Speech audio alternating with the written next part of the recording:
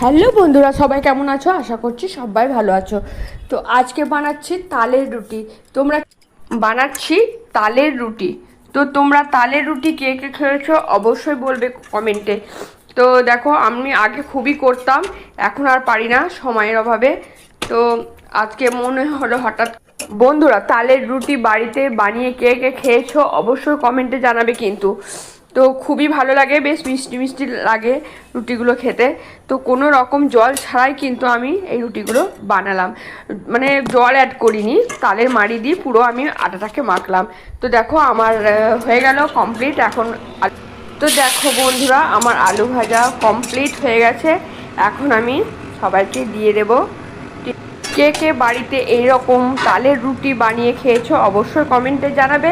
আর আমার আজকের